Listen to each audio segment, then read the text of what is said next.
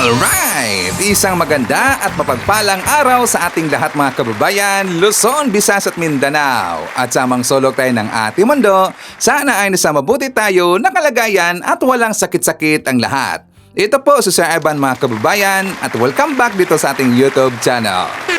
Okay, so mga kababayan ko, as usual, before tayo mag-start, i-welcome muna natin ang ating mga bagong viewers, mga subscribers at mga followers dito sa ating channel. Thank you so much na nagustuhan ninyo ang ating channel. At syempre, pasalamatan natin ang ating mga viewers na nag-like, also nag-shares ng ating mga vlogs. Thank you so much at God bless po sa ating lahat. And also mga kababayan ko, syempre i-shoutout natin ang ating mga pinalangga na mga legends, ang mga senior citizens. Hello po, kumusta ang lahat? And also i-greet natin ng happy birthday si Carmi T. Cabrera of San Diego, California. Siya ang anak ni Ma'am Ninita Tumilden. At syempre i-greet natin ng happy birthday ang lahat ng mga viewers na nag-birthday ngayong araw. Happy birthday! Yan also mga kababayan ko, pasalamatan natin ang mga nagbigay sa atin ng super thanks or pang snacks ni Sir Ivan. At thank you so much kay Ma'am Duna Misayas, nagbigay sa atin ng 320 Japanese yen. And also thank you so much kay Ma'am Annie Bautista, nagbigay sa atin ng 10 US dollars. Thank you so much. Okay, so mga kababayan ko, alam niyo ba na nagpakalat na naman ng mga fake news itong mga DDS? Ano ang sabi nila sa Ivan? Sabi nila, tumakas na daw ang pamilya Marcos, mga kababayan. Tumakas na daw. Kasi nga diba lagi silang nakasubaybay doon sa ipinakalat na fake news ni Dean Chase at saka ni Maharlika na meron daw ginagawang kalaswaan ang pamilya Marcos at saka ito na daw ay nakaabot na doon sa korte, mga kababayan. Nakaabot sa korte? Yun, tatanggapin yun ng korte mga kababayan, gonggong talaga eh. Alam nyo, ganyan kasi, inuuto ng mga DDS ang kanilang mga followers.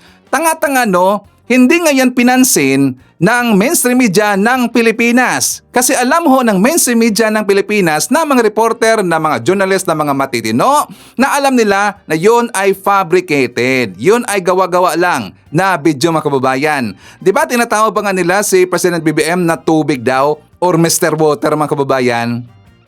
Gonggong talaga eh. So ngayon, dahil sa sinabi ni Maharlika at saka ni Dean Chase na nakaabot na daw ito sa korte at saka ito daw ay mag-prosper mga kababayan. Dahil daw sa video na hawak ni Dean Chase, matatanggal daw sa pesto si President BBM. So ngayon, ang ipinakalat ng mga DDS, tumakas na daw si PBBM at saka si First Lady Lisa Marcos. Alam niyo ba mga kababayan, ang totoo niyan, nandun ngayon sa UAE si President BBM. And also si First Lady Lisa Marcos. Sa kay PBBM, meron siyang 4 days working visit doon. Eh syempre para makausap niya yung mga investors and also yung presidente ng UAE na si Sheikh Mohammed bin Zayed Al Nahyan. Diba? Dahil yan sa trade deal mga kababayan. So si First Lady Lisa Marcos, that is January 10 if not mistaken yata. January 10 until bukas ang kanyang working visit doon mga kababayan. Working visit ba ang tawag niyan? Basta siya ay pumunta doon sa UAE para sa mga programa, sa mga OFW and also nakausap rin niya yung mga investors mga kababayan. So ngayon, naalala ba natin mga DDS na last year pumunta si First Lady doon sa UAE at saka merong trade deal doon na SEPA. Naalala ba natin yan? At saka diba siya ay sinamahan ng envoy ng Philippine envoy doon sa UAE. At saka na-close deal nila yung bilyon-bilyong halaga na deal from the investment. Diba? Ganon ka-epektibo rin si First Lady Lisa Marcos. Naalala ba natin yan? Tingnan nyo kung gaano ka-busy ang first couple mga kababayan. Diba tingnan nyo, napaka-busy ho ni First Lady Lisa Marcos. Pero ang ating VP na Saltic, napaka-busy rin. Kung gaano ka-busy si FL Lisa Marcos, ganon din ka-busy ang ating VP sa pangangampanya. At ito ang malaking pagkakaiba ni Sara Duterte doon sa pamilya Marcos. Kasi ang pamilya Marcos, sila ay nag-iisip kung paano mapapaangat pa ang ekonomiya ng ating Pilipinas at kung paano mabigyan pa ng mga trabaho ang ating mga kababayang Pilipino dito sa Pilipinas. Yan ang laging iniisip ng pamilya Marcos. Pero ito mga Duterte, tingnan nyo, pangangampanya lang ang iniisip mga kababayan. Puro lang panguuto sa ating mga kababayang Pilipino. Ang dami namang nagpauto, di ba nakakatawa talaga eh. Mga kababayan ko, ang sabi rin ng mga DDS na dahil lumipad si PBBM doon sa UAE ngayon, may dala daw mga maleta. Diba ang sabi dito ni Seller QC na isang troll ng mga DDS, sabi niya, traveling for deposit or for deposit visit, how many malitas ang dala?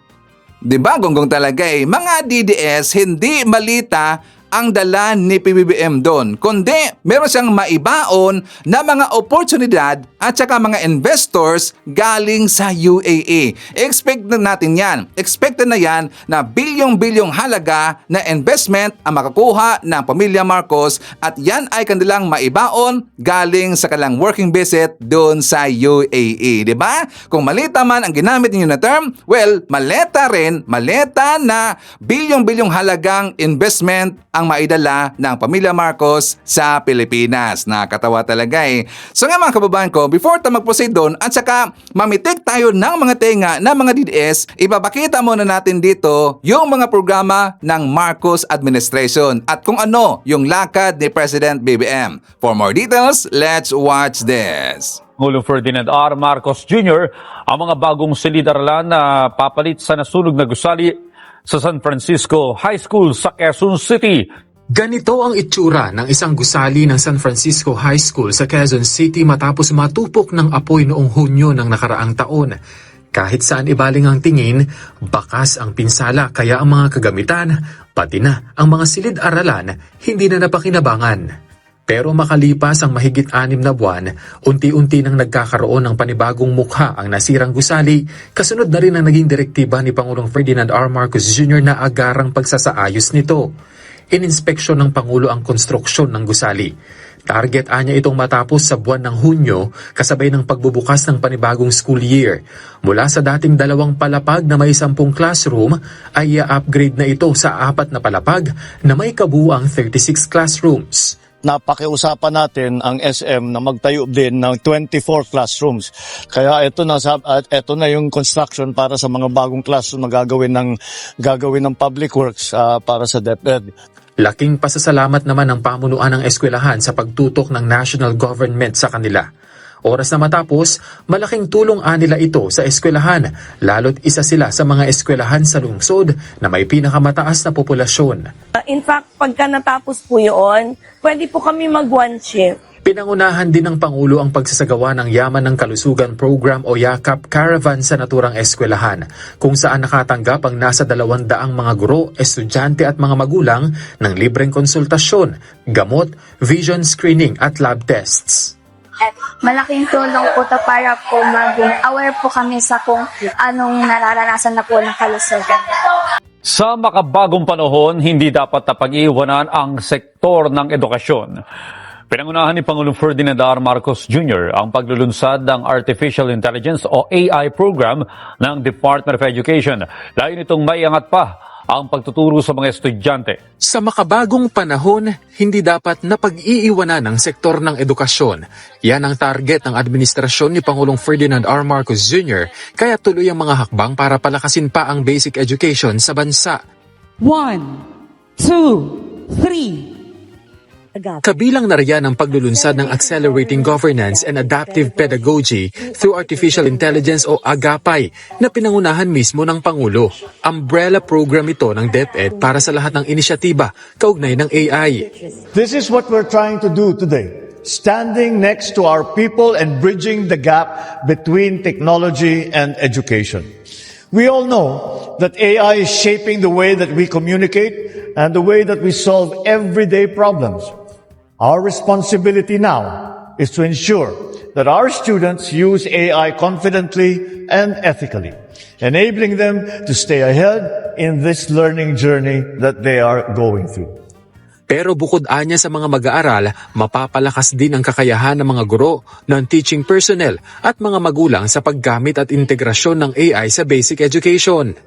With the support of the ASEAN Foundation and Google.org, DepEd will roll out a national AI skills training program that will reach up to 1.5 million Filipinos, including learners, teachers, and parents. This means that students will learn how AI works. Teachers can learn how to integrate AI into their lessons. And parents can guide their children in using AI safely and wisely at home. Gayunman binigyang diin ng Pangulo na bagaman malaking tulong ang AI sa pag-aaral ng mga estudyante, may ilang bagay pa rin anya na hindi magagawa ang teknolohiya. Technology cannot replace discipline. It cannot replace effort. It cannot replace the habit of showing up prepared and ready to learn. It cannot replace hard work. That is how we build a bagong Pilipinas. One that is enabled by technology and powered by Filipinos who choose to learn, to work, and to aspire for a better future for all. I wouldn't be too dependent on it. Since AI nga po, it's only there po to help us and not replace us. We are very grateful because this is an opportunity for us, teachers and students, to really apply this artificial intelligence in our educational system. I think it will be a great help for us. Ipinunto pa ng Pangulo na itinutulak ngayon ng pamahalaan ang pagbuo ng Philippine AI Program Framework na layong ihanda ang ekonomiya ng bansa sa hinaharap.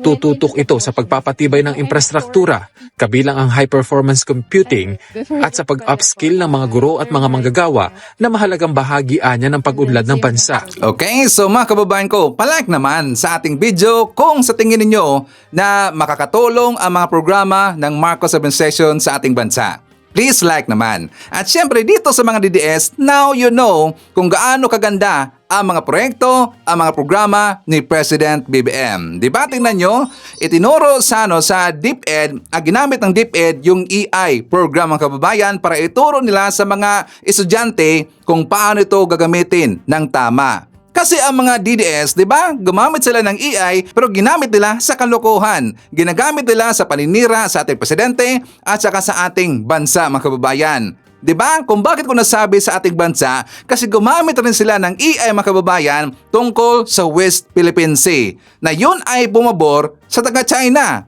Diba, gunggong talaga eh. Kasi walang pakialam itong mga DDS kung yung kanilang mga ginagawa nagbibigay pahamak or magpapahamak sa ating bansa or sa ating presidente. Wala silang pakialam dyan.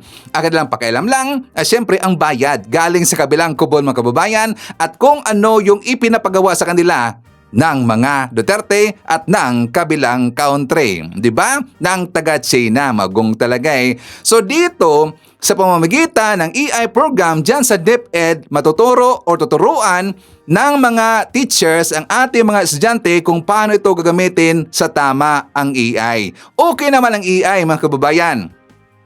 Kaya lang, meron ding downside, meron ding con ito kung ito ay gagamitin sa kalokohan, katulad sa ginagamit o sa ginagawa ng mga DDS. So, di ba?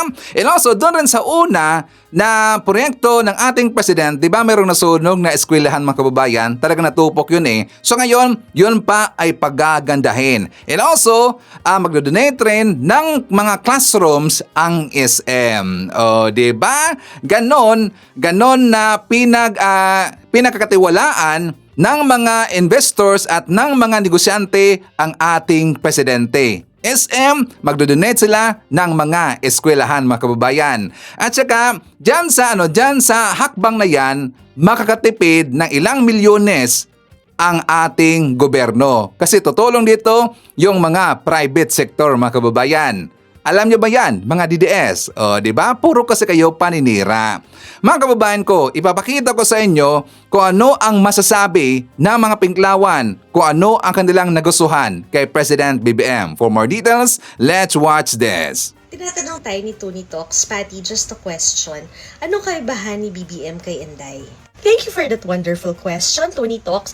For me kasi, maski ayaw ko kay Bongbong Marcos nung una, ang perception ko sa kanya is continuity nung kay Tatay Diggs. Una, nabigla talaga ako na yung stand niya sa China, important sa akin yun eh. Kasi si Tatay Diggs, hindi na niya napangatawanan ang Pilipino. Inuna niyang manakot ng kapwa niya Pilipino na hindi natin kaya ang China.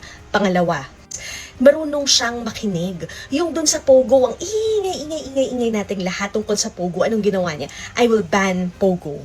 Itong dito sa flood control, yung ingay na talagang inamin niya na merong korupsyon sa kanya mismong gobyerno at ginagawan ito ng paraan. Nakapagsoli itong mga DPWH engineers ng pera sa taong bayan, hindi ba? We are very, very sorry. Hindi ko, siyempre lahat kami nalulungkot dahil napakataas ng ating casualty. Marunong din siyang mag-acknowledge ng fault, ng kasalanan niya. Hindi siya, kasalanan ni ganito, kasalanan ni ganyan, kasi si ganon, kasi si ganyan. Meron siyang sense of accountability. Itong sa impeachment niya, ito ang sinabi ni Auntie Claire. Ang sabi ni Auntie Claire, the President remains committed to leading and producing results for the Filipino people. He respects the existing constitutional process and believes that any action taken by members of Congress will be driven by facts, the law, and national interest. Ibang-iba sa tono ng mga Duterte. Tingnan mo itong si Pulong. Ano sabi ni Pulong? So, Pulong slams possible impeachment traps on Vice President Sara. Agad-agad. Di ba sana ganun ka-diplomatic? Sige, tingnan natin. Pero masyadong defensive, masyadong umiiwas, masyadong takot. So, Tony Talks, that's the biggest difference. O, di ba ngayon DDS, naintindihan nyo na ganun po kalaki ang pagkakaiba ni BBM doon sa mga Duterte. Kasi si President BBM marunong kasi mapagkumbaba mga kababayan, di ba? Marunong siya umako ng merong pagkukulang. Marunong siya. Pero si Digong, nakita na ba natin na nagpakumbaba itong si Digong mga kababayan? Napaka-astig pa nga Tsaka palagi siyang nangako sa mga kababayan. Palagi siyang nananakot. Yon ang tatak Duterte.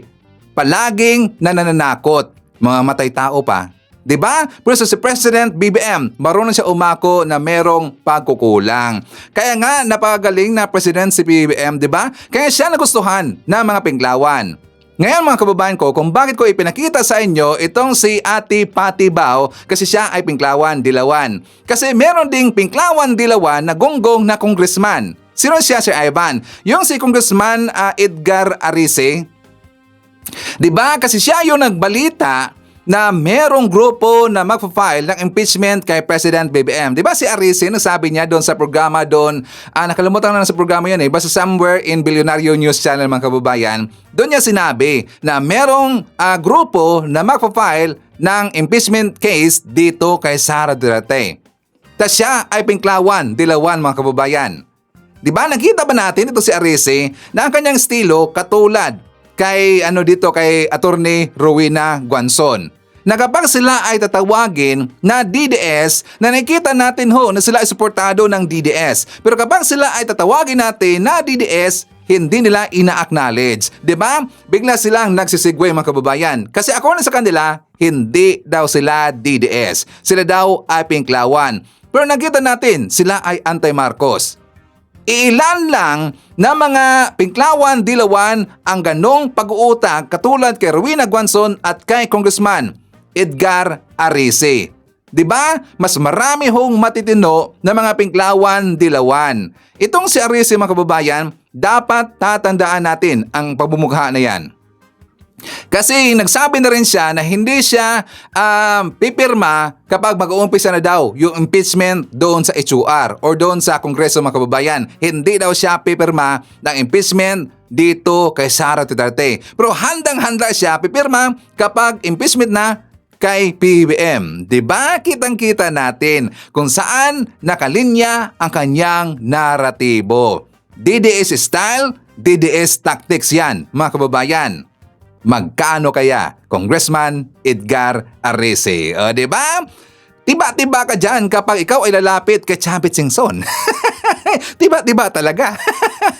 Nakaduda talaga So mga kababayan ko, ipapakita ko muna sa inyo yung programa na kung saan na-interview si Yusek Attorney Claire Castro. At dito niya sasagutin tungkol sa mga grupong mag-file ng impeachment case dito kay PBBM. For more details, let's watch this. Yusek, pahingi kami ng reaksyon kasi sabi ni Congressman Arice, mukhang may maghahain ng impeachment complaint laban sa presidente. Well, anyway, siguro, kasi yun lang ang magiging panangga nila, if ever, magkakaroon man ng pagsasampa ng another impeachment complaint laban sa Vice Presidente. Taktika. Ganun lang, siguro. Taktika, kasi sabi niya, ang atin na dinig at nabasa natin, ito ay galing sa supporter ng Vice Presidente o mga Duterte. So, taktika to. Inalok daw siya. Sabi ni Erice, inalok daw siya pero hindi naman daw siya gagawa ng hakbang para siya mag-sponsor. Pati na yung kay Vice President Sara Duterte, which means both the highest leaders of the land will face separate impeachment complaints. Yun yung nakikita niya. Kasi sabi nga niya, sa ibang interviews niya, parang hindi yata maganda kung si VP Sara lang ang kanilang i-impeach or sasampa ng impeachment complaint.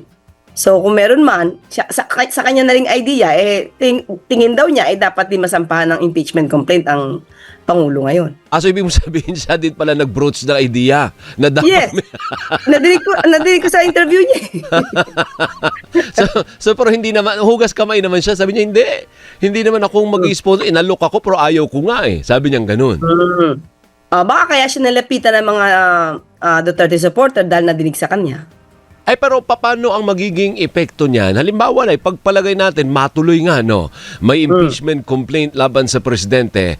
How will that affect his work as current president? Ang Pangulo, hindi magpapapekto yan kasi alam naman niya na wala namang magiging basihan para sampahan siya ng impeachment complaint.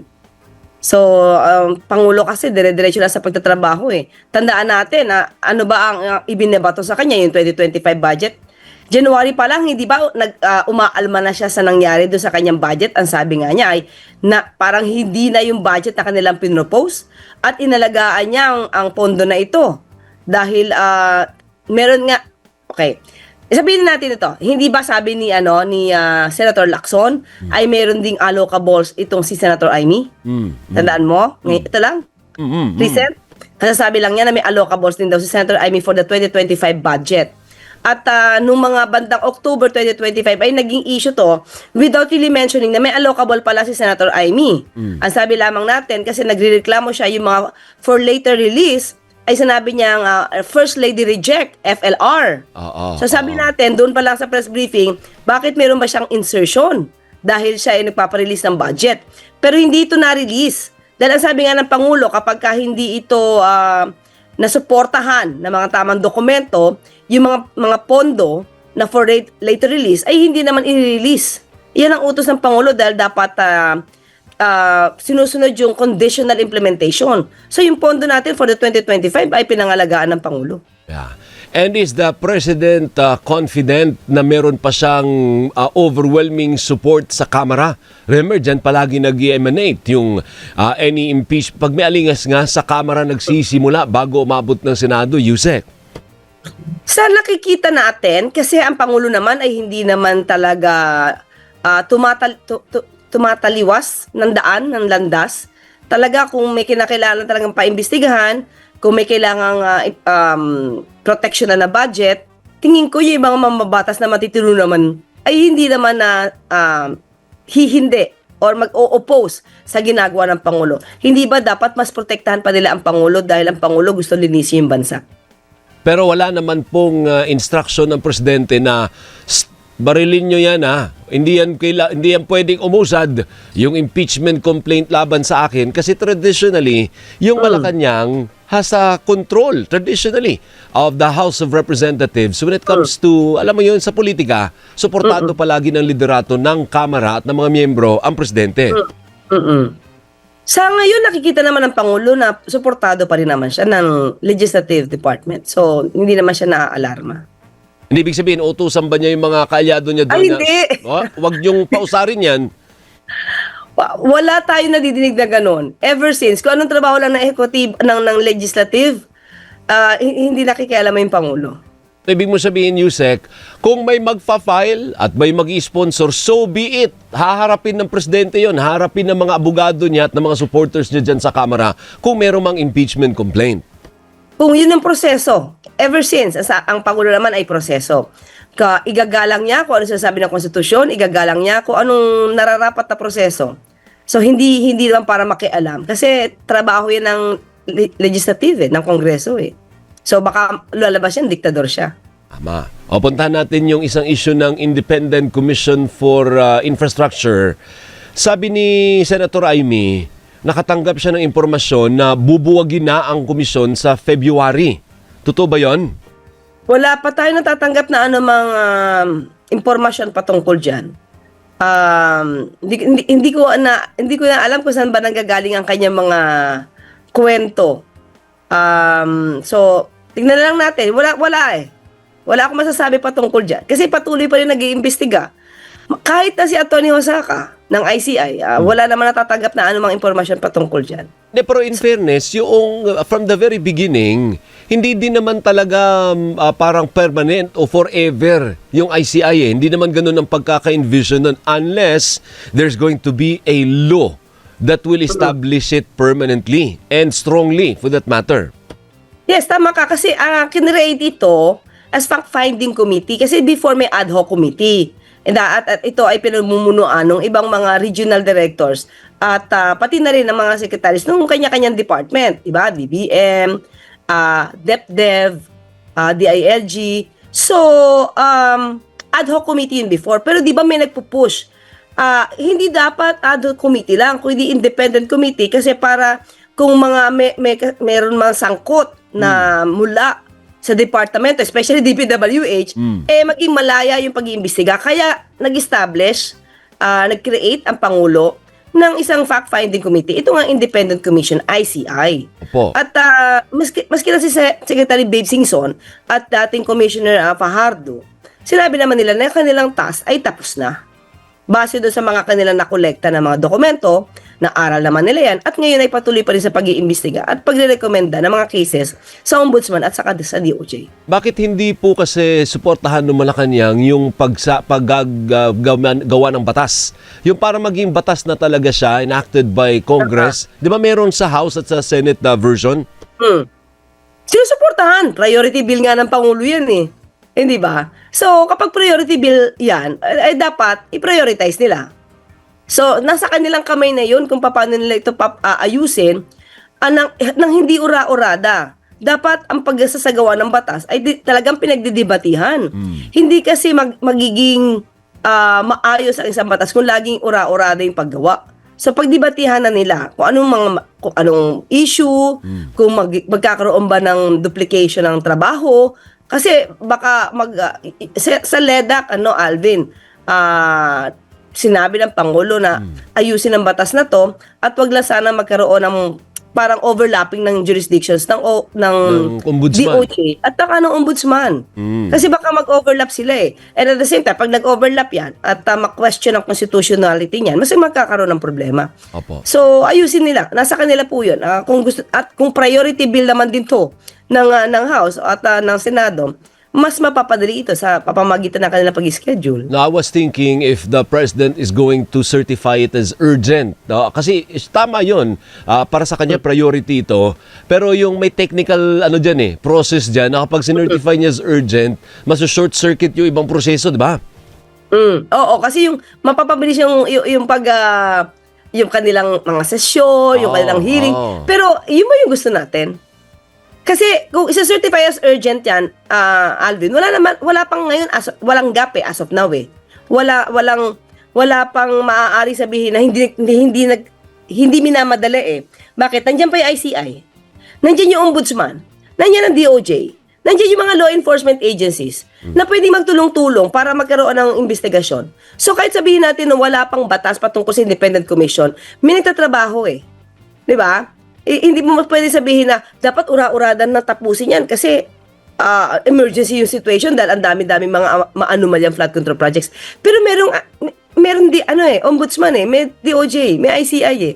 So with that, hanggat nandiyan at nag-i-exist naman itong mga to at nag-iimbestiga, so hayaan na lang natin gumulong ng tama para hindi maging questionable yung kanilang magiging proposed bill. Opo. Kasi, tandaan natin, Alvin, kahit ngayon SIM registration mukhang minadali. Tinan mo, may problema ngayon.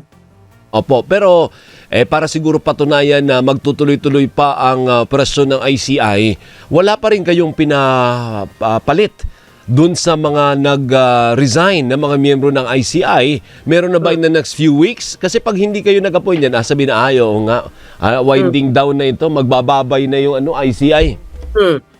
Wala pa sa ating ipinapaabot na kung magkakaroon ng replacement.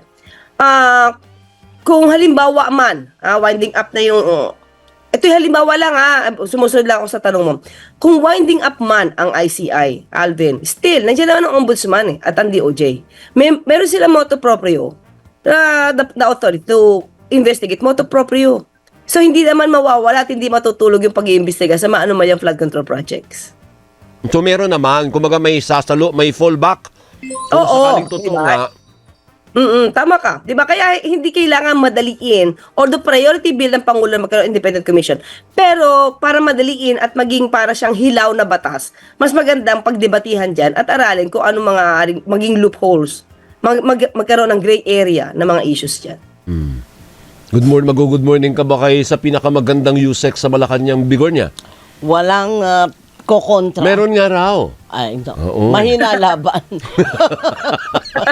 Ma'am Doris, good morning. Good morning, Yusek. Meron lang ako isang tanong. Mukhang babiyahin na naman daw po ang Pangulo. Ay, oo. Para saan po ito at kailangan UAE. po ba sa gitna po ng napakarami ng mga issue na kinakaharap niya?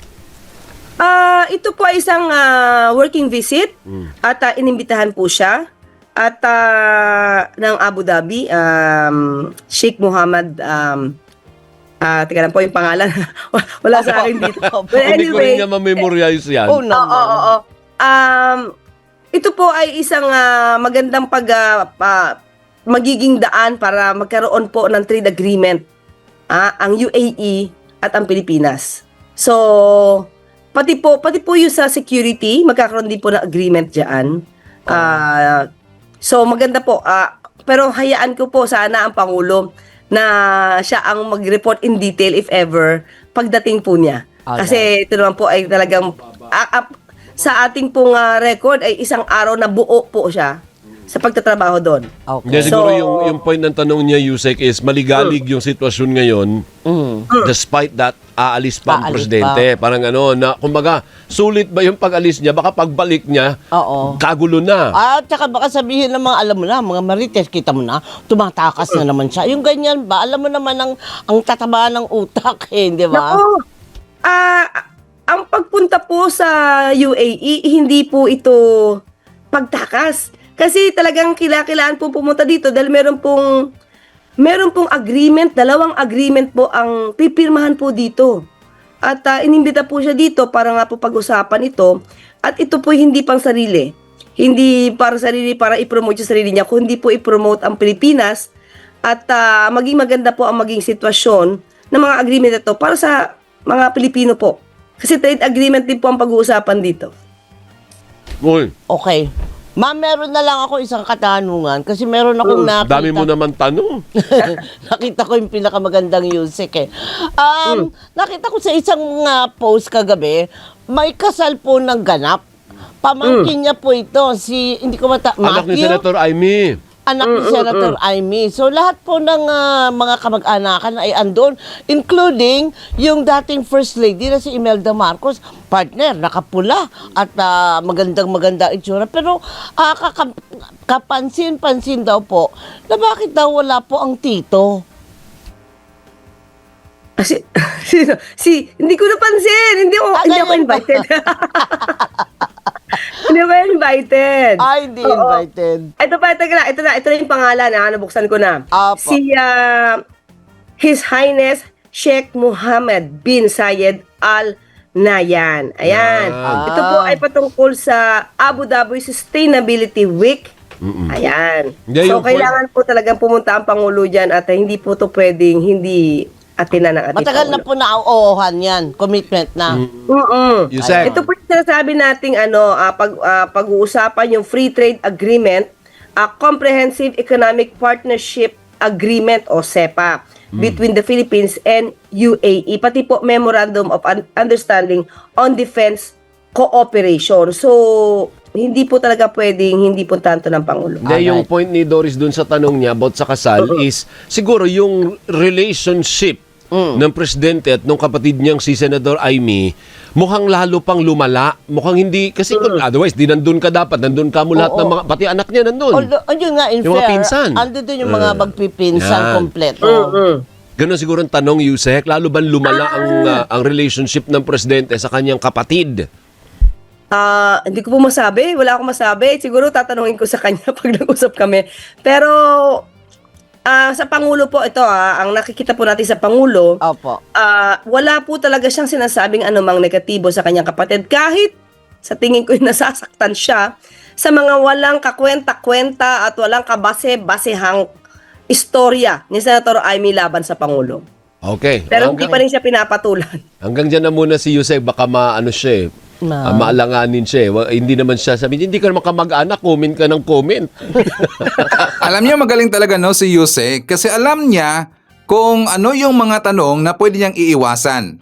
Ikatulad niyan, 'di ba? Sensitibo yan at saka personal yan sa pamilya Marcos yan, mga kababayan. Yung tanong ni Doris Bugornia na tungkol doon sa relasyon, status ni PBBM at saka ni Senator Amy Marcos. Kahit alam ho ni Yusek Claire Castro, kasi nga napaka-obvious naman talaga kahit tayo, alam na alam natin at saka kitang-kita natin kung gaano ka-bitter itong si Amy Marcos kay President BBM. Pero si President BBM napakabait talaga di ba? Hinayaan niya lang ang kanyang kapatid. Pero itong si Amy Marcos, tira ng tira kay President BBM. So tama ang ginawa ni Yusek Claire na hindi siya magbigay ng pahayag o kanyang opinion or views tungkol dito sa relasyon ni Amy at saka ni President BBM. Tama yon ang kanyang ginawa, mga kababayan. Pero tayo, pwede. Kasi tayo ay ordinaryong citizen. Hindi naman tayo empleyado ng gobyerno. So okay lang na tayo magbigay ng opinion at saka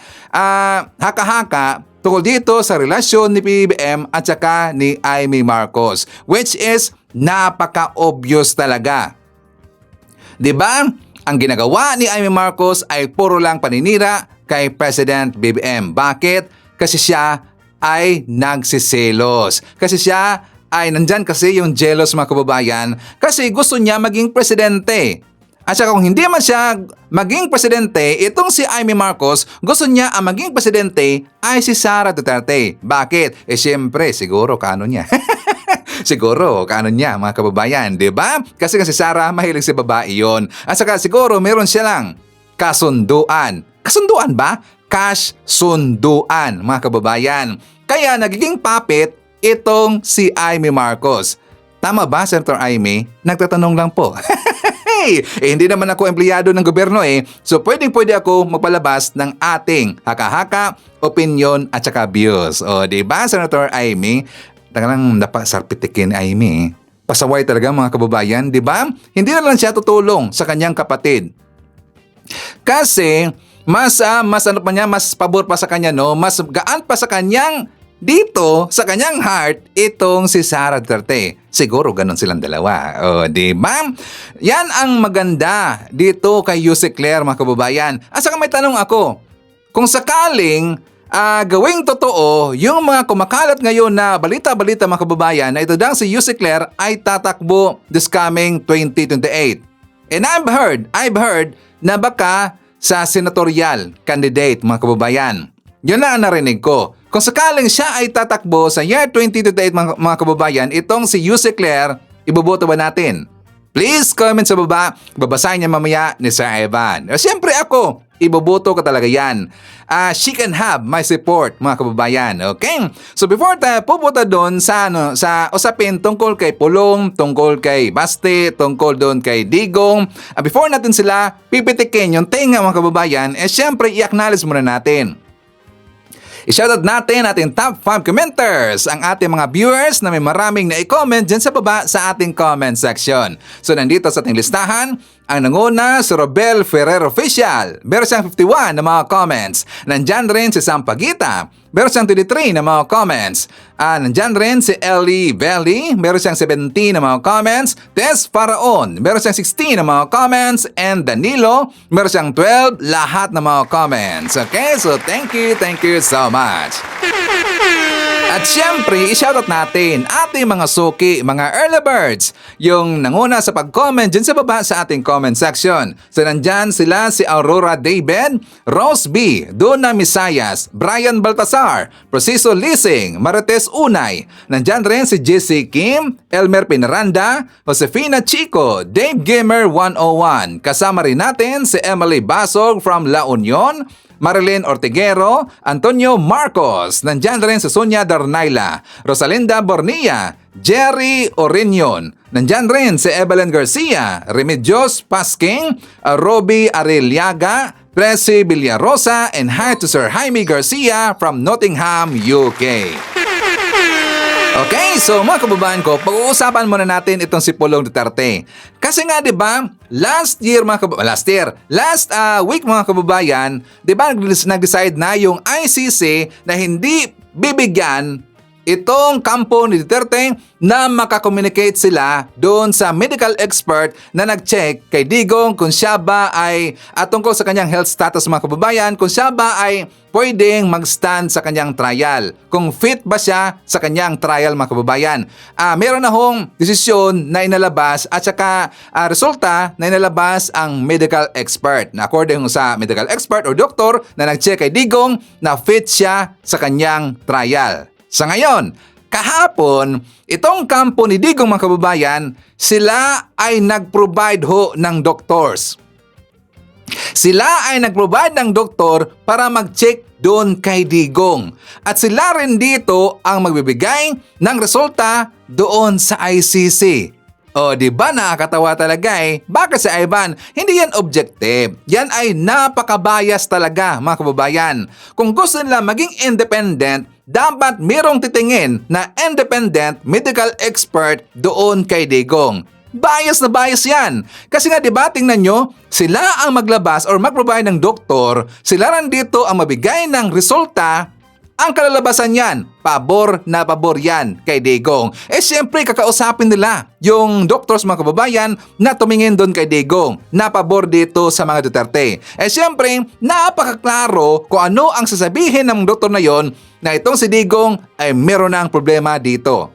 'Di ba? Hindi siya fit para sa kanyang trial. Expected na 'yan, 'di ba? Gonggong talaga eh. Nakatawa ang ginawa dito ni Kaufman mga kababayan. At syempre, yan ay utos ni Pulong Duterte or ng pamilya Duterte. So ngayon, may sinabi itong si Pulong mga kababayan na ito daw si Digong hindi siya uuwi sa Pilipinas hanggat presidente pa si President BBM. Anong sabi niya? FPRRD ayaw umuwi hanggat si Marcos Jr. pa ang Pangulo. Dito lang daw muna siya hanggat si Bangag pa ang presidente. Alam nyo ang sinabi ni Pulong mga kababayan, parang bata talaga eh. Parang kulang no sa kaalaman sa legalidad.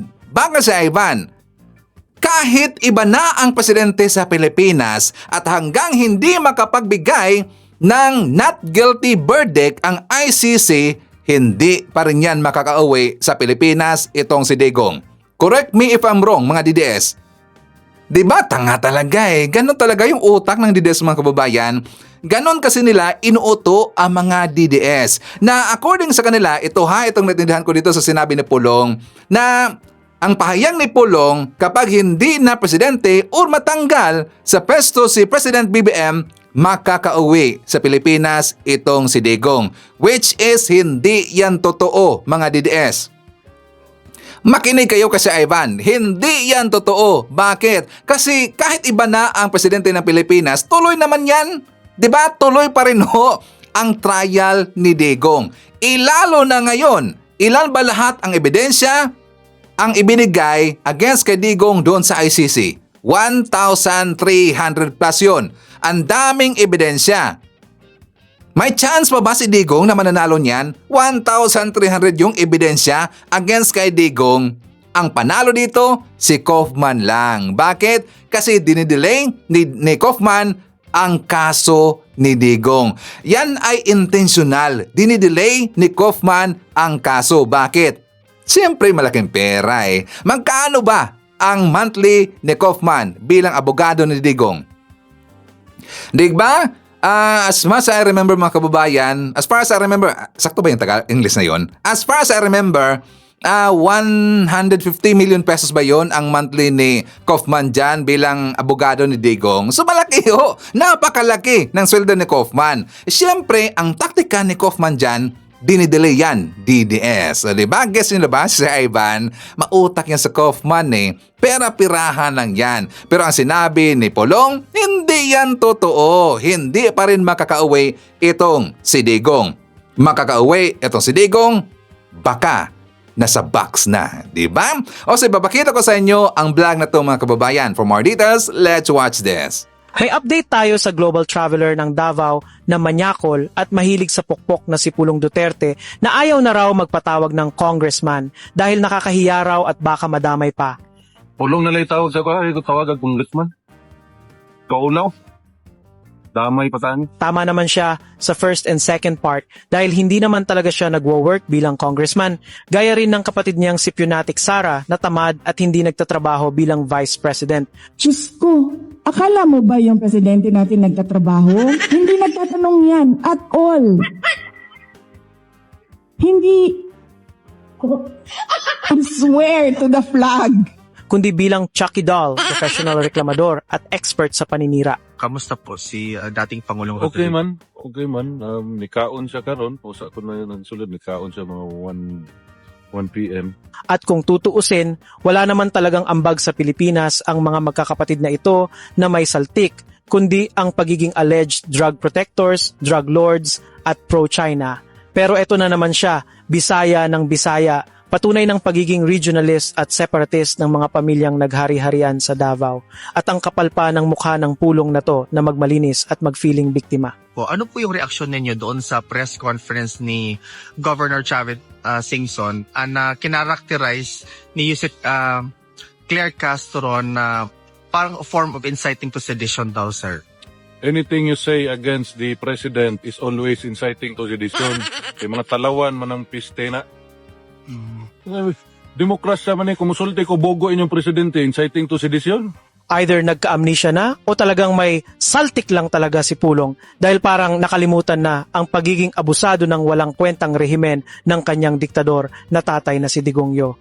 During Digongyo's reign, kunting kibo mo lang kung ano-anong imbentong kaso na ang isasampa sa'yo. Kasi nung panahon ni Duterte, konting statement mo lang, kakasuhan ka na. Sa akin, umabot ng 30 cases ang kinaharap ko nung panahon nila. Ngayon, dapat maramdaman din nila na may consequences yung mga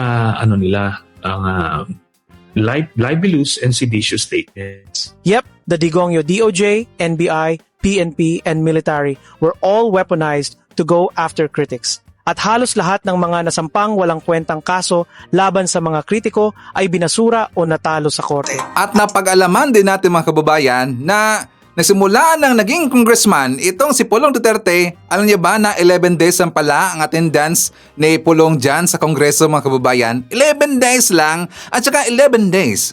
Very familiar yung number mga kababayan. Ano si Ivan? 11 days, gone. In 11 days, ang confidential funds ni Sara Duterte. O, diba? Gone in 11 days. So, timing na timing, no? 11 days daw yung attendance ni Pulong dyan sa Kongreso kung saan pumasok siya. 11 days din na inubos ni Sara ang kanyang confidential funds. Mahilig talaga sa 11 days, mga kababayan. Diba? So, anyways, kasama rin natin nandyan si Cristina Soriano, Erlinda Arinas. Nandyan rin si Phil Macabato from Toronto, Canada. Hi to Owen Enriquez, Edna Dizon, Delia Dohino. Nandyan rin si Mary Bangadon from Aringay, La Union. Hi to Merly Cabanas, Ninoka Azor, Ketty Mariano. Hi to Evelyn Garcia, John Cuan. Kasama rin natin si Danny Diaz from Calambas City. Hi to Flor de Lisa Sunday, Michael Binas, Zinaida Sullivan from Ordanita City, Pangasinan. Nandyan rin si Josephine Gallego, Merna Domingo, Jenny Ramos, and hi to Bilma Mika Balo.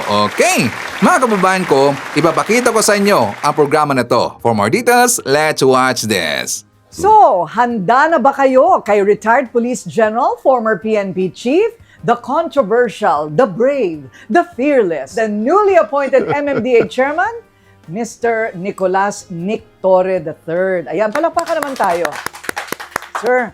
Sir na lang ba ngayon? Hindi na. General is always a general. Ay, okay lang ma'am. Kahit na sir or mister, okay lang. Totoo no problem. ba? Opo. General manager. General manager ngayon. GM, Grandmaster. Correct. Okay. So bago tayo mapunta sa bago po ninyong posisyon ngayon bilang MMDA chairman, yun munang, kasi ngayon lang kayo umusbong, ano? So marami ang nagtataka na bakit kaya nasa na si Nick Torre? Anong ginagawa niya? Bakit ang tagal bago mabigyan ng bagong posisyon? First of all, kayo po ay naging napaka-popular bilang isang chief of staff, no? I mean, PNP chief. Bakit kayo biglang nawala? Were you fired or did you resign?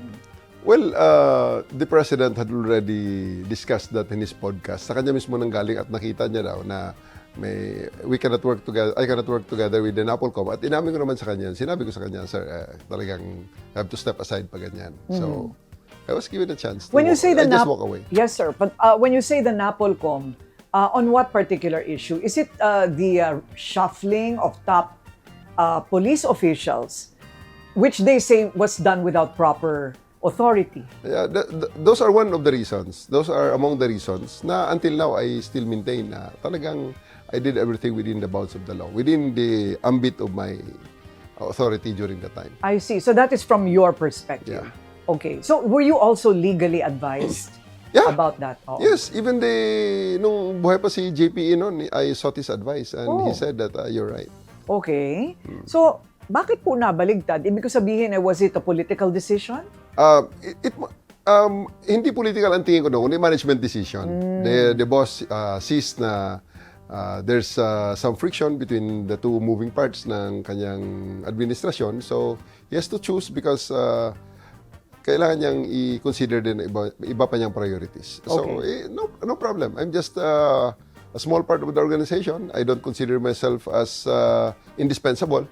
So, the decision of the coach will always be respected, gaya halimbawa sa basketball. Okay. So, this may be moot, but just to understand it more clearly, when you say NAPOLCOM, you had a disagreement with who in the NAPOLCOM?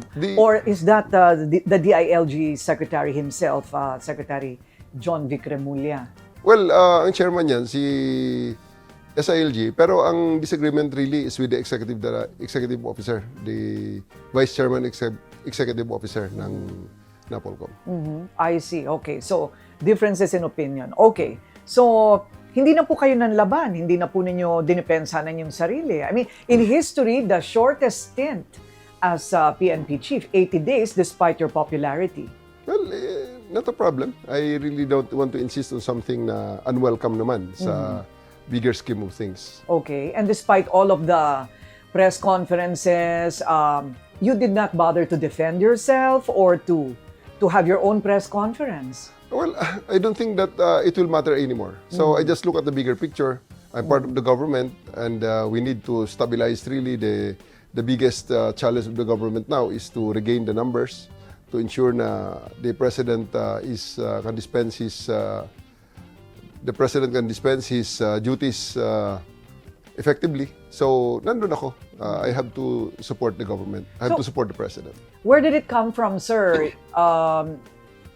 Talks about you opposing a multi-billion peso firearms deal.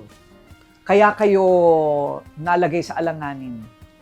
Well, nasa table ko ang papel na yon. Iniwan ko dahil I cannot accommodate anymore. I was relieved. Diba? So, it was given to me on August 12, noon time. And I left a few days later. So, hindi po ko pa na-aksyonan yun. At for one, ayaw kong aksyonan sa in toto. And when things changed, kaya lang, wala nang oras. So, I just left it on the table. And for whatever reason, may mga ibang taong nakakuha at bigla na sa social media. Okay. Pero natuloy po ba yung pagbili ng mga firearms na yon? I have no idea. Oh, okay. Hindi ko na monitor. Ano po ba yung bibili nila? Ano po bang mga firearms yon? Was it because it was overpriced that you did not want to approve it? Or was it because it was unnecessary? Both reasons and among other reasons. Okay. High-powered firearms, sir? Yes, 5.56 rifles. Okay. Saan daw gagamitin yun? Ang isa sa mga reasons doon is, ando naman nakita na sa, lumabas na rin lang sa social media yon. Yung nakadraft doon is, among those things is in preparation for the transfer of the ISO duties from the AFP to the PNP. Okay. Okay, that's beyond our level of understanding. Pero ang sa tingin po ninyo, it was not necessary. Among other things, yeah. I don't think na... Kasi sa ngayon, ang PNP is on the shorthand guns, nasa 135% ang fill up eh. Mas marami pa ang baril kaysa sa pulis eh. Oh, I see. So hindi na kailangan. Sa short firearms. Tapos sa mga long firearms naman, I don't think na we need that much. Okay. Wala naman pong kinalaman yung mga kontrobersya na pumaligid sa inyo noon doon sa inyong pagkaka-aresto kay former President Rodrigo Duterte? Well, ang Marites lang naman ito. I mean, to appease the opposition. I'm not privy to that information. You can ask the appointing authority regarding that matter. Okay, but you did not feel any pressure after? No, I don't think so. At saka, gaya ng sinabi ko kanina, sinabi ng Presidente, si President BBM mismo, ang nagsabi nung reason. At sinabi niya na nakita niya na I'm not getting along with the NAPOLCOM, so I have to step aside. I see. Pero nataon po sa inyong termino lahat ang pinakamahihirap gawin, ano? O some of the more difficult and very political tasks. Actually, hindi ako chief PNP nang nangyari ang Kibuloy at saka yung kay Duterte VP arrest. Sara. Duterte arrest. Even the VP Sara St. Luke's incident is CIDG ako nun. CIDG. That catapulted you to PNP chief. Probably. Probably. Probably, Kaya yeah. nga po, noong kayo po'y biglang nawala, medyo matagal-tagal din kayong nanahimik. Ano pong ginawa ninyo? Nag-golf ba kayo? Nag-ano ba kayo? Nag-travel? Hindi well, for one, bumawi ako sa pamilya at nag-concentrate ng konti sa negosyo dahil may mga negosyo si Mrs. na hindi ko na sasamahan at naalalayan nung ako ay nasa serbisyo. Kaya, well, ito, nakapag-strengthen ng aming security agency, nakapag-strengthen ng iba pang mga negosyo, may real estate na maliit, may konting mga sa negosyo. Services. Yeah. Negosyo, so, Nagnegosyo, sinamahan ko ang misis ko. And when you were away from the establishment, ano naman ang inyong mga realization? Masarap palang retired. Sir, hindi pa kayo pwede. Kailangan pa daw kayo ng bayan. Oo, sabi nga nila, di ba? So akala ko naman sinasamahan nyo si Mrs. sa parlor. O mamalengke. Yung pala negosyo. Actually, kasama yun. Ganun po. Driver bodyguard. Sikat. Oo. Yeah. Oo. Okay. So, ito pong, balikan lang natin panandalian, yung hamon ninyo ng suntukan. Yung pagbo-boxing. Kahit nga si Pangulong BBM natuwa dun yata it became one of his jokes. Seryoso po kayo noon? Dumating kayo, di ba? I-clarify ko. Hindi ako naghamon ng suntukan. Okay. There was a challenge given. I found an opportunity to capitalize on it to raise funds. Kasi during that time, bagyo eh. So, bagyo, marami na salanta. Sabi ko, okay to pwede to. Charity boxing match. Sa charity boxing match naman, sa 3 rounds, wala namang magkasakitan dyan. Wala yan, papawis lang yan. There's really nothing... But you are a professional boxer. Hindi. Kung hindi kong professional boxer ako, hindi na ako nagpulis. Di ba? Or once. Nag-Manny Pacquiao the second na ako. Sana kung... So wala kayong formal training? Wala, kung lang. As in, laro-laro lang. Laro-laro lang. So, the same na yung nanghabon, nakikita natin, nagpo-post din ng video na naglalaro rin siya. Ayun. So, on my part, nakita ko, ito maganda to, magandang opportunity to na mag-raise ng funds. So, I called the challenge. Unfortunately, ang Araneta, hindi ako si Tony Mardo. Tinawagan ko, sabi niya, kamalas mo naman, merong K-pop concert kinagabihan. So we look for an alternate area. Kasi gusto ko sana dito sa Araneta dahil Oo. 3 line Manila, di ba? Opo, tsaka mapupuno yan. If only for that maalala ko ng mga Oo nga. kaibigan ko. Dapat may poster po kayo doon. So nandun kami sa na-finalize sa Rizal Memorial Coliseum. So ang nasa isip ko noon, marami nagsasabi, huwag kang pupunta at you'll be demeaning the uniform. Sabi ko, first and foremost, hindi ito bardagulan na for the sake of bardagulan. Merong permit galing sa GAB. Kumuha kami ng permit. Talaga nag-fast track namin ang permit sa GAB. Tapos, authorized ng GAB talaga yung referees. Tapos, may judges kami at nanigurado na we comply with the requirement of the GAB na merong medical personnel. So, sabi ko, we have to show up. Kasi ang pinakamasama nito, mamaya, wala tayo ron, biglang nandun na kalaban, hindi lumabas na parang tayo ang tumakbo. Ayun. Because there were insinuations dati na, yun nga, ang kalaban ay pumunta sa abroad para magpa-stem cell, para magpalakas. So sabi ko, naku, delikado yata ito. I really have to show up. So, nagkasubuan na, I have to go. And, andun ako na, okay naman. At kahit paano, nakapag-raise tayo ng pondo na naibigay natin sa mga nasalanta noon. Kasi pagkatapos ng event sa Rizal Memorial, ay dumiretso na kami kaagad sa Tondo at namigay na kaagad ng mga food packs and ayuda. Because may na-raise na pondo ron. Correct. So may pinuntahan naman. Yeah, may na-raise na pondo. And significant amount kahit paano. Nagkausap na po ba kayo ni Ginoong Baste, Duterte, since then? Wala pa eh. We haven't have a chance to meet face-to-face. Wala pa. Kapag kayo po'y gano'n na hinahamon publicly, do you take that personally? Hindi naman. Ang dami namang humahamon sa akin. May nanghamon nga sa akin doon na mag-boxing din kami. May isang, just kung sino yun. Naghihamon din ng boxing eh. Hindi man tayo hindi man tayo patola. Ayun, hindi patola. Correct. Kasi bihira lang po yung ganyan na nananahimik. Yeah. Oo, nananahimik. Marami pong mga nag-isip na baka talagang bumaklas na kayo kay PBBM or that you just left the service, period. But you're not the type. Among the options now, PBBM is the best. Di ba? Sige nga, what are the other options that we are faced with? Di ba? So, the President, and besides, even without those other options, I think he's doing a good job on running the country. So you don't believe talk about political maneuverings that the reason you were given a civilian position so that the promotions could be freed up and General Nartates can finally have his 4 stars. Those are speculations. Okay? Those are speculations. Although, syempre, makita mo naman, may logic naman yung mga ganong klaseng speculation. Kaya nga siguro nabubuhay ang mga ganyang usapin. Kasi may mga rason silang nakikita. Pero on my part, it's really immaterial. Okay. Sige po, bago natin iwan ng PNP, nag-retire kayo, nagmuni-muni na kayo, ano po ang kailangan ng PNP ngayon?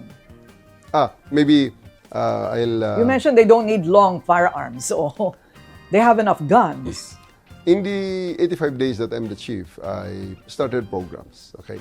So I do hope that i-continue yun. And there'll be time also naman. Hindi naman ibig sabihin na dahil retired na ako at civilian na ako, wala na akong pakialam sa PNP. This is the organization that I dedicated my life for 34 years. Okay? So, obviously, yan ang buhay ko. Yan ang nagpalaki sa akin. Tumanda ako dyan sa organisasyon na yan. At hindi ko pwedeng talikuran yan ng ganun-ganun na lang. So, there'll be time for everything. The police is the people is the police. So, yun ang paniniwala natin. So, there'll be still people's participation and maybe on that part, I'll be part of it again in another capacity in the future. So this is more like benefits for the personnel, rank and file, pagtaas ng sweldo. Yeah.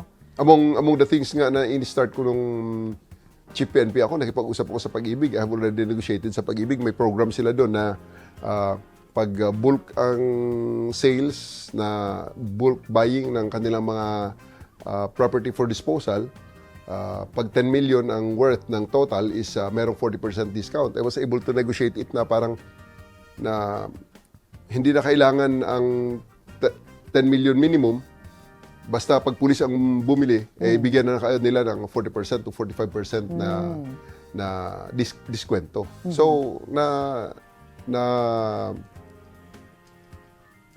nag-courtesy call ako nun sa Pag-ibig, and then ibigay na sa akin nag-approve na, and just a matter of signing the MOA. Maganda naman po ang turnover to General Nartates. He assumed the position, yeah. But you did not have a chance to Wala kaming turnover. Walang Hindi turnover. Yeah. I just left the office kasi nga may relief order. So, let's go. Quietly, let's go, and let the other guy assume the position. Sa mga panahong ito, ang madalas pong pag-usapan, lalo na bago po magkapaskuhan, yung mga rally na nangyayari. At sabi nga nila, wala pang tipping point kasi you will need the military, you'll need the AFP, the police to be in unison. Ano po ang inyong sariling pakiramdam dito po sa PNP or sa kabuuan ng AFP regarding their support for the President? Well, hindi naman natinag ang support ng uniformed services sa ating presidente.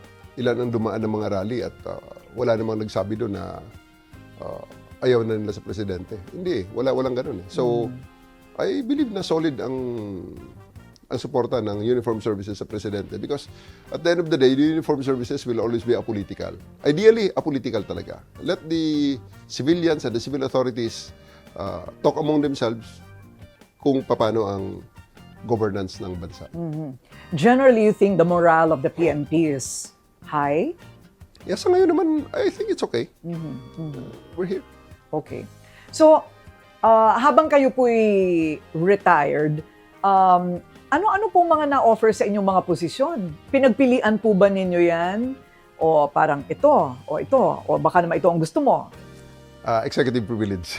Executive privilege? Executive privilege because, it's between me and the appointing authority. Ayun, okay. There are talks, nag-uusap kami ng presidente, and, it's really an executive privilege. Okay.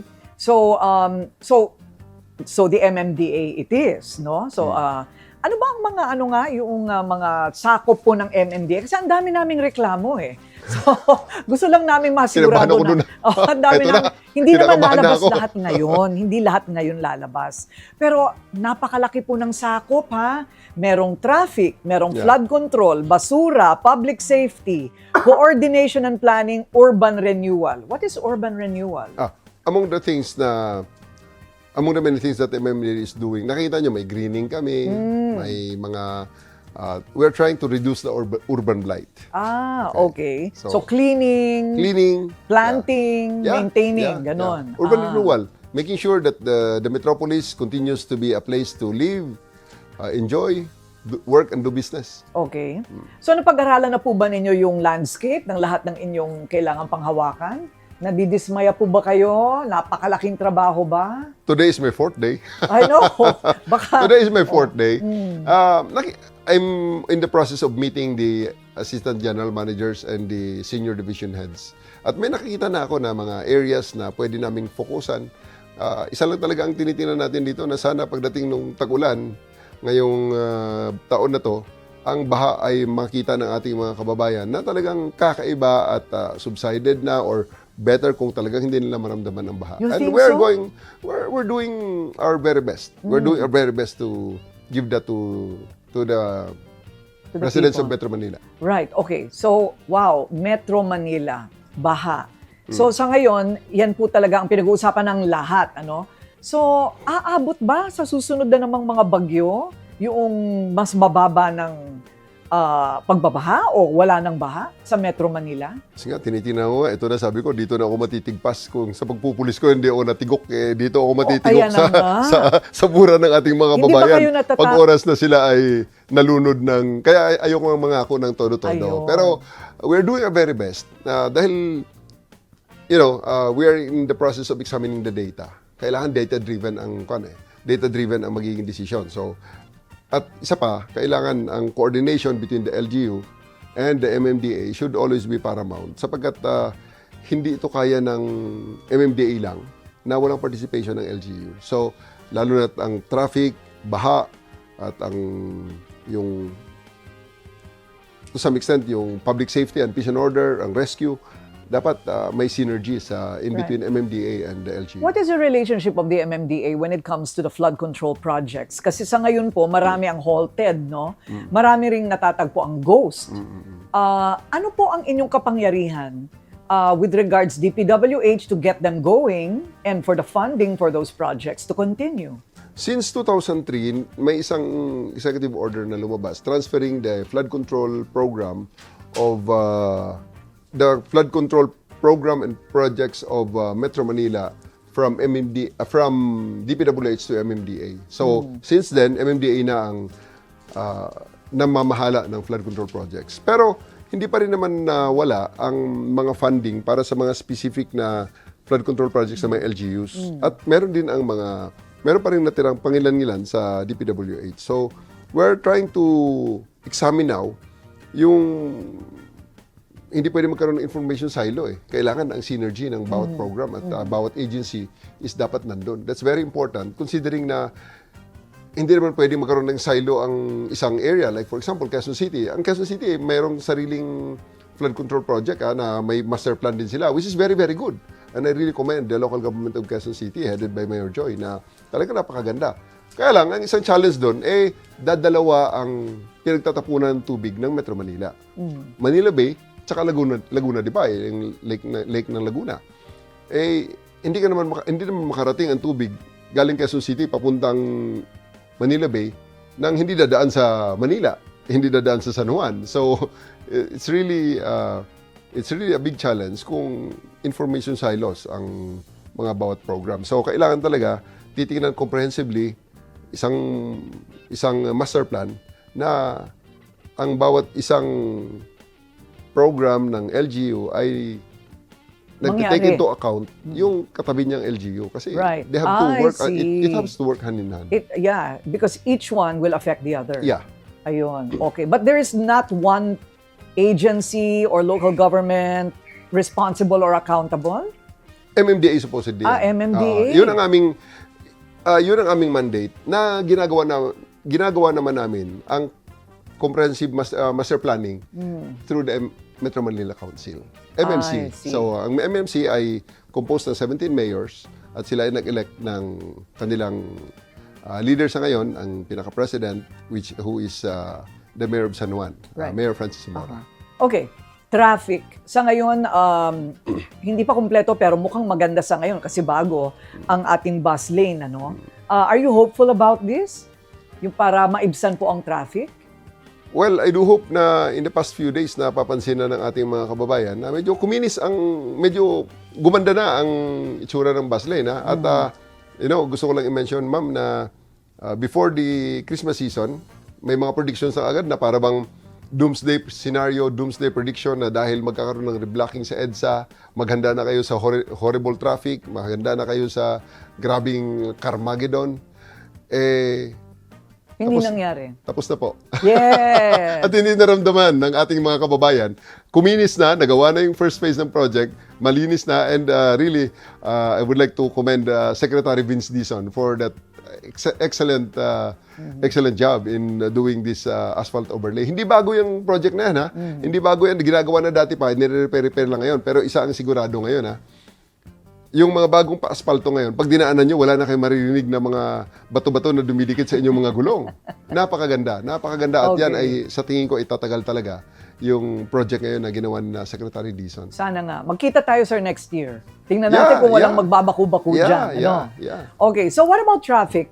As PNP chief, I don't know if you ever thought about solving traffic. Kasi ang alam ko, pagka police, let's solve crime. But traffic, hindi ko lang alam kung napag-isipan na ninyo yan. How will you solve traffic? Kaninang umaga, ang grupo na aking minute, ang section na aking minute sa morning conference ko, ang Traffic Enforcement Group. Ang Traffic Engineering Group. So, bungad ko sa kanila, magandang umaga sa inyo. Kamusta ang grupong Mission Impossible? Okay. Ang ibig sabihin, imposible ang traffic situation. Napakahirap mangako ng solusyon sa traffic because it's a gargantuan task. Nakita naman natin yan eh. Pero hindi ibig sabihin na walang solusyon. May solusyon. May solusyon. We are trying to liaise with other agencies at sa ibang mga think tanks. We'll be engaging, sumulat na kami sa UP. Mayroon silang transportation studies, may Department of Transportation Studies sila na kakatulungin namin o kinakatulong na dati ng MMDA hanggang ngayon ay kakatulungin ulit namin para magkaroon kami ng mga data-driven decisions and data-driven design. Kasi ang traffic is hindi lang yan, hindi simpleng problema. Maraming aspeto. 3 E ang normal dyan. Engineering, education, enforcement. Pero sa ngayon, sabi ko, idagdag natin yung environment. Kasama na rito sa environment, sa ating environmental scan, na nagiging basis ng engineering, yung topography, ito yung mga lugar na hindi ka na talaga pwedeng gumawa ng panibagong daan kasi puno na ng establishmento. Kasama rin sa environment, yung dami ng sasakyan na binibenta sa ating Bansa. komunidad, ang mga binibili, gaano karami rin naman ang nababawas dahil na decommission. So, it's a very complex problem with many moving parts. So ngayon sabi ko, ang small win natin, ito lang siguro. We're trying to strengthen MMDA 136, yung hotline 136 ng MMDA. So, gusto namin na pag may tumawag sa 136, it will be responded by our people on the ground, ng ating mga enforcer. Kung mo banggaan. Tawag sila sa 136. Makarating dapat ang aming enforcer in 5 minutes, within 5 minutes. Is that a new number, 136, o dati pa po Matagal na ho yan. I see. Matagal Okay. na yan, ma'am, yung 136. MMDA hotline 136. Hindi lang masyadong i-advertise Nalalaman, sa ating mga oo. kababayan. Okay. It is a complement of the 911. Right. No? So, in your first 100 days, this will be part of it, right? Itong, Yeah, of course. Tapos, ang isang nakita namin, nireview ko yung CCTV coverage sa mga areas na kung saan kami ay nandoon. Hindi kasi lahat ng kalsada ay MMDA. 10 lang. Major roads lang. EDSA, Araneta, Quezon Avenue, Okay. Commonwealth. Hindi lahat eh. R10, yan. Hindi lahat. C5, yan. Mga MMDA yan. Pero yung mga side roads, hindi na MMDA yan. So, ang sa atin dito, nireview namin, especially ang mga major roads, major arteries ng Metropolis, ay covered naman ng CCTV. So, ang isang iniisip namin, gaya kahapon, isang araw, tinignan namin ang daming banggaan, ang daming gasgasan na nagkukos ng traffic dahil syempre, mag-uusap pa sa gitna ng kalsada ang mga parties involved. So, ang gusto namin ngayon, bagong innovation, pag nakarating ang tao namin, may mga radyo naman yan, tatawagan na lang. Pakisabi sa kanila, kunin mo ang cellphone number nila, ipapadala natin ang CCTV footage kung paano nagkabanggaan. Doon nila pag-usapan. Ayun. Sa tabi ng daan. So, it should be resolved within 10 minutes. So, meaning you're going to install more CCTV cameras? Actually, andyan na eh. Andyan na. Andyan na. Hindi lang masyadong napapansin or na-fully utilized. So, yun ang aking thrust ngayon na lahat ng mga resources na nandyan ay i-fully utilize natin. So, 5 minutes, makarating ang ating enforcer, itawag sa Metro Base, yung pinakamalapit na CCTV, i-review na kaagad. Kung nakuha ang banggaan, pasabihan na sila kaagad, tumabi na kayo dun sa emergency bay. Doon na kayo mag-usap. Akin na cellphone number nyo, ipapadala namin sa inyo through Viber. Yung footage, para kung gusto nyo magsuntukan dyan at mag-argue dyan, ay andyan ang CCTV footage. Meron po bang corruption pa rin among MMDA enforcers? Hindi ko diretsong masabi na kung meron o wala, pero palaging may assumption na siyempre, kailangan nating i-ensure na ang mga tao natin ay are working within the professional standards set by the agency. Pwede rin i-136 yun. 136, yes, please. Yes, please. Pag may nangutong sa kanila, pwedeng tumawag Yes, sa please. 136. Yes, please. Itawag nyo kaagad sa 136 habang kayo kinukutungan. Dahil kung yan ay malapit sa isang CCTV camera, ang CCTV namin makakita ng hanggang 3 kilometro. Ayun, may ebidensya kaagad. May ebidensya kaagad. At pag makita namin, kami mismo magre-record yan. At kami mismo ang magko-call out sa tao at i-dismiss namin sa serbisyo yan. Pakulong pa namin yan. Right. 136, kailangan matandaan ninyo yung number na yan. So, within 5 minutes, okay lang kahit 10 minutes. Pero, sir, ito, public safety. yung public safety, sa traffic, main thoroughfares yung sa inyo. Pero yung sa baha, coordination yan among all, Yes, LGUs ma'am. and Yes, all areas. Sir, what about public safety? For example, itong nakaraang New Year, yung nagpapaputok mismong barangay chairman sa harap mismo ng kanilang city hall, sa kanilang barangay hall. Baka naman firecracker zone yun. Sir, may firecracker zone ba? Hindi, mga batang namatay, di ba? May mga batang namatay, may mga Oh, I'm batang sorry to hear naputulan ng binti. Kasi nga po, pinagsasama-sama nilang ganun sabay sisindihan. That's something that I haven't seen So, is yet. that something that is enforceable by the MMDA? Well, yung mga firecracker zones na designate yan beforehand. Napapag-usapan yan in coordination with the PNP and the LGU. Kasi hindi naman masasabi ka na illegal ang fireworks because, part ng celebration at kultura ng Pilipino yan. So, hindi natin pwedeng i-ban talaga ng total. So, what we do is regulate it. Ang regulatory agency niyan, ang pagbebenta, ang pagdi-display, ay sa PNP, sa Firearms and Explosives Office. Ngayon, yung mga business permit naman yan, ay ang nagre-regulate naman is yung LGU. Para ang location na bibigyan lang ng business permit, mga stalls, dapat nandito sa lugar na to, medyo malayo sa maraming tao. Tapos may katabi na fire hydrant or may naka-standby na Bureau of Fire or at least, at the very least, is aware ang Bureau of Fire na dito sa area na to ay merong bentahan ng paputok. Okay, so hindi po nakapaloob yung pagkastigo sa mga barangay chairman under MMDA? We can do it, I think, sa Metro Manila Council under their respective mayors. Under the mayors. Ayun. Okay. Naaasar kasi ako sa mga barangay chairman. Pet peeve ko ang mga barangay chairman. Corruption starts there. Just sa mga barangay chairman na yan. Sir, napag-isipan na po ba ninyo yung mga reforma? Wala pa. Pag-iisipan pa po ninyo yung inyong first 100-day plan of action. Actually, I don't need to reinvent the wheel. I would like to commend my predecessors in MMDA. Meron ng Metro Manila Master Plan, meron ng study kanina, pinag-usapan namin, CTMP, Comprehensive Traffic Management Plan. Meron pang, may isa pa kanina na nawala sa isip ko. It is a plan about tapping technology for smart traffic system. So, andun na it's just a matter of maybe revisiting it, updating it, and implementing it. Ayun, okay. So, aside from that, as you go along, may mga madidiscover siguro kayo, tsaka nyo na lang po aayusin kung sakali. Yeah, it is expected, considering na yung CTMP is natapos ng 2022. So, it's 2026 na ngayon, so 4 years na. So, there must be changes in the operational environment.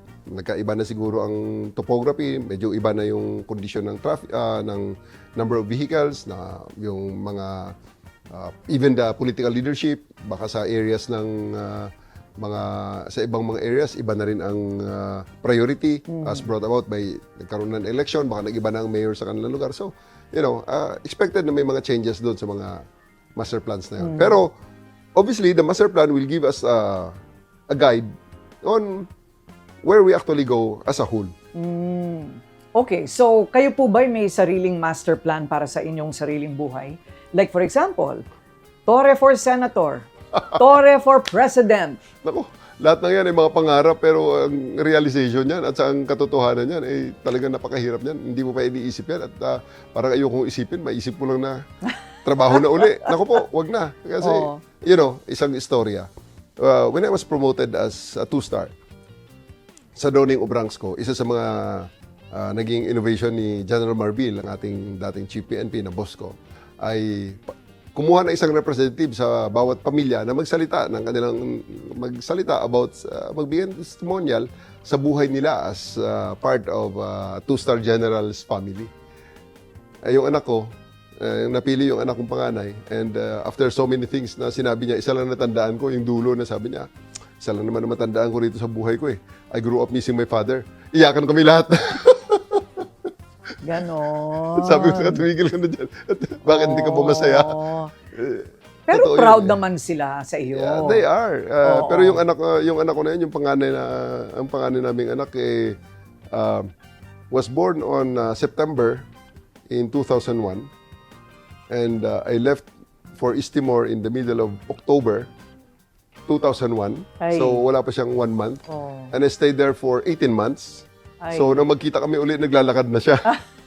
So how many milestones sa buhay ng mga anak ko ang hindi ko na atinan dahil nga But for the greater good. sa trabaho na yan. For the greater good. Ano man nagagawin ko? Nasa Estimor ako. Nagtatrabaho sa United Correct. Nations. Ay, yung inyo pong mga anak ay ano po ang kursong tinatahak na yun? Ang panganay ay graduate na, registered nurse na. Nurse. Yeah, ang isa is graduating sa Mapua at ang bunso ay nandyan sa isang college ulit. Oo. Arkitekto yung nasa Mapua?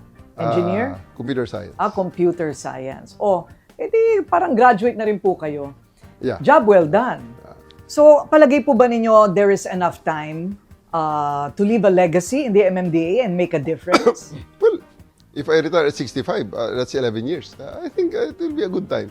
Okay. Ay, pero wala pong retirement sa pagka-senador. Naku, hindi ko iniisip yun. O presidente. Baka dumating din na punto na ang asawa ko, sasabihin sa akin na pag hindi umuwi asawa ko, masaya ako. Ay, nako! Alam nyo, medyo ibang-iba naman ang kwento ng buhay natin. Thank you very much and congratulations. Ma'am. Nakaraos po kayo sa matinding chismis Yes, ma'am. at saka political storm. At ngayon, eto na, prente na tayo sa MMDA. Congratulations, sir. Thank you, ma'am. Okay, so kasama rin natin, nandyan sila si Arman Alcoela, Edward Limpiado, Albert Miranda from Chicago, Illinois, Crespina Padernos. Nandyan rin si Rolando Bibon, Febro Nula from Kuwait, Jocelyn Flores, Presi Villarosa. Hi to Rebecca Villaflerte. Hi to Charlie A., Ferdy Santos, Bernard Eugenio, Junio, Edith Galvez, Cesar El Bautista, Job Habulan, Danilo, and hi to Menchi, Saudi Nabal. Okay, so mga kababayan ko, yan na natin manakalap na mga balita ngayong araw. Kung nakaabot ka po sa portion na to, sana nakapag-like na ho tayo. Libre po ang mag-share. Libre din ang mag-subscribe. Again, maraming salamat sa mga viewers na hindi nag-skip ng ating mga commercials. Thank you so much. At before natin tatapusin ang ating programa ngayong araw, sana sabayan nyo si Sir Ivan para sa ating live messaging prayer. Panginoon naming Diyos, aming iniaalay sa iyo ang araw na ito. Gabayan mo po kami sa bawat desisyon at hakbang at punuin mo ang aming puso ng kapayapaan at pag-asa. Ipinapanalangin po namin si Pangulong Ferdinand Bongbong Marcos Jr. Ingatan mo siya at ang kanyang pamilya. Bigyan mo siya ng lakas ng loob, malinaw na isipan at mabuting kalusugan.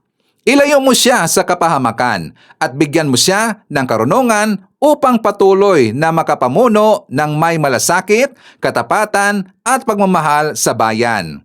Inadalangin ko ito sa pangalan nating Panginoong Jesucristo. Amen. So maraming salamat mga kababayan and I hope to see you again on my next video.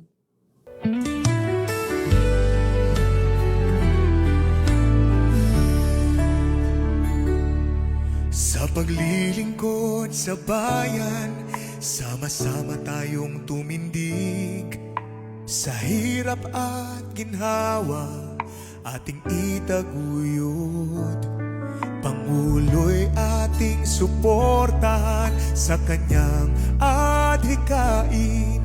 Para sa Pilipinas, ating pagtulungan. Tulungan natin ang Pangulo para sa bansang Pilipinas. Sa pag-unlad at pagbabago, tayo'y mag-iisa. Sa kanyang pamumuno, ating itaguyod. Pilipinas, ating mahalin at ipagtanggol. Mga programa at proyekto ating suportahan para sa ikabubuti ng ating pamayanan. Sa pagkakaisa, ating itaguyod ang bayan. Tulungan ang Pangulo sa kanyang tungkulin. Tulungan natin ang Pangulo para sa bansang Pilipinas. Sa pagunlad at pagbabago, tayo'y makiisa. Sa kanyang pamumuno, ating itaguyod. Pilipinas, ating mahalin at ipagtanggol. Sa bawat desisyon, ating suportahan. Sa ikabubuti ng ating bayan. Sa pagkakaisa, ating harapin ang hamon. Tulungan ang Pangulo.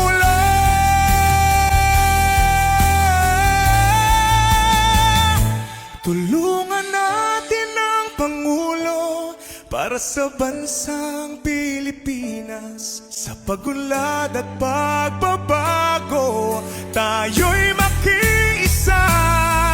Sa kanyang pamumuno, ating itaguyod.